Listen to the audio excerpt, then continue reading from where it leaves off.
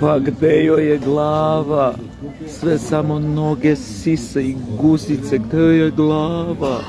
Mrš sram te bilo, преврзнячино jedna, ова е легендарната сцена од Тесна кожа 1, кога еден фотограф у години доаѓа кај бабата да ги даде фотографиите од фотосесијата на незината внука и кој ќе види на сликата се само сисе, ноги и гузице и кој ќе го избрка. Тоа ви е описот за она што се случува денес у овој западниот свет, нешто се возбудивте за Оскариве, демек победил филм кај што не знам Мартова у овој фазон. Где е глава? Значи не вреди да се коментираат Оскарите. Не знам зашто тоа уопште не знам. Зашто тоа уопште више никој го гледа, тоа е станато на ниво на Евровизија, нешто малце на некој за една литвичка погоре, али тоа е тоа генерално. Не знам како да ви кажам, не го гледам.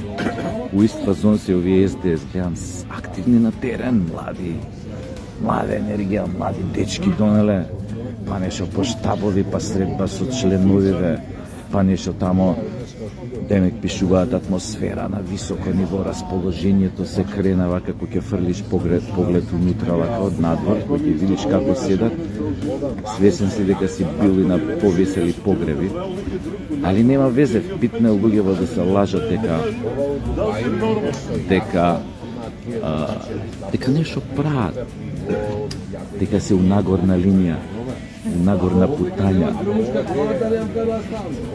а нигде глава, све само ноге, сисе и гузице. Е тоа остана од СДС. Него да ги прашам вака нешто, што стана бе со овој нивниот идеолог? Се гледаат ли уште со овој љубчо со Б? Уши им ја пуни главата, уши им го пере мозокот со бугараштини. Ај прво излезете бе вака као мужи, кажете да кај сте со бугарашењево прво. Видиме дали нешто вистина сте сменили у глава или си останавте на истите позиции, дека што е битно кој сме, што сме, дека битно е да се гледа напред кон иднината. Со што гледате кон иднината? Со сисите или со гузиците?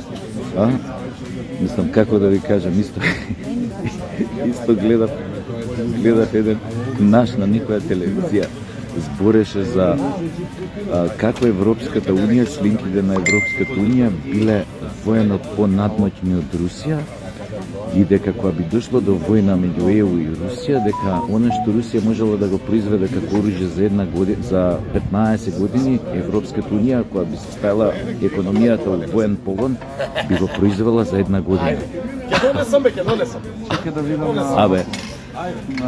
Абе, кај ги наоѓате овие сподоби, бе? Кај ги наоѓате, бе? Како ги викате емисија? Заре може некој било кој нормален да поверува на таква работа? Дали прво тој самиот, не, они сами се веруваат, они се не знам како да, поима неам од која провиненција, типот не е ни важно. Прво треба да знае дека она што го носиш, она што го облекуваш, не те прави тоа што си, вистински. Оружјето што го имаш не те прави тебе супериорен ако немаш срце, ако немаш чувство за саможртва, за патриотизам, за љубов кон татковината. Се она што го има, да кажеме, рускиот народ, пошто е познат и поради што добил толку многу војна. А остаи друга работа што е страшно проблематична неговата теза дека Европската унија би го произвела истото оружје за 1 година, Русија што би го произвела за 15 години. Дечкове, прво, Европската унија нема ни приближно таа моќ да произведе дури некој прототип на суперсонична ракета со боеви глави. Толку се далеку прво таа работа. Прво НАТО е далеку. Америка уште не успеала да произведе пресретно што ќе може да ги пресретне ракетите како тие стар. тие ракетите Орешник што не спаѓаат во нуклеарно оружје, но и то како може да нанесат далеку поголема штета од другите конвенционални ракети. Значи, многу е глупо се уште да слушаме вакви тези, кога гледаме што се случува реално, и уште да се држите до идиотските тези на Европската Унија дека на Украина мора да и се помогне, дека пуштени се по вода. И едните и другите. Го видовте тоа на конференцијата на Трамп и Зеленски. Значи, Трамп е можеби удава за многу работи, а он после атентатот, двата обиди за атентат, изгледа имаше некоја епифанија, проблесок, и човекот почна да верува дека е под директна заштита на ангелите, и може тоа беше тригер кај него стварно да се наметне толку жестоко, толку агресивно како миротворец, да кажем. Без разлика што интересот за смирувањето не е мирот да се придонесе за постигнување мировен договор во Украина, туку средбата помеѓу американците и русите ќе биде за поделба на Украина. Никаков мир. Мислам, мирот кој ќе поделат Украина, кој ќе се договорат. Тука и Украина веќе не е играч, како што не е ни Европската Унија веќе тука фактор. Никаков фактор. И така да кој ќе слушнам некои вакви пипци што ги носите на телевизија, стварно е смешно, дегутантно, депласирано. Абе, срамота. Подобро викнете, барем ако викате такви некои дилајли, викнете со него некој што знае да му парира на тие глупости што ги кажува, што ги каже реално како се работите, или барем приближно ќе се обиде на некаков начин да му укаже на соговорникот, да го исправи, да му каже колку се еден, ако има проблем со сметање, со математика и така натаму. Така што да бидеме среќни ако овие двајцава мангиве седнати, ако си пружат рака и да се договорат, барем ќе куртулиме од некоја голема заебанција пред кај што светот стварно се наоѓаше на секунда до катастрофа. Па да видиме шо како понатак. Значи, не можете у тој свет на титаните да идете само со сисе, ноги и бузице, а глава нигде да ви нема. Не може едноставно. Затоа таа легендарна сцена, го почнах излагањето со таа легендарна сцена од Тесна кожа 1, кај што мислам комплетно е... Чекај, Сергеј, ова е Сергеј од Руска амбасада. Еве го, сега седиме тука, да не има некои овие недоумици. Кои се моите пријатели што седат на мојата маса? Тоа беше Сергеј. Кој го знае, отиде нешто да земе, нешто ми кажа, ама појма немам. Него не разбрав, пошто не кеше да ме омете овакво у моето излагање. Така што исти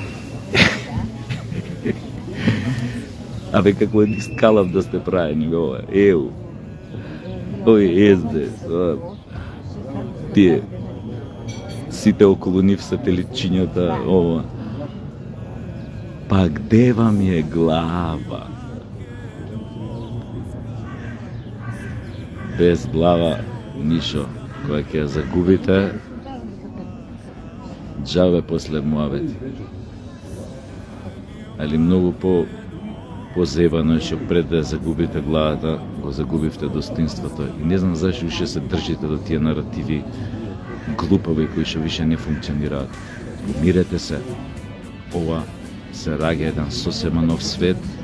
Сите сме сведоци на една голема историска промена.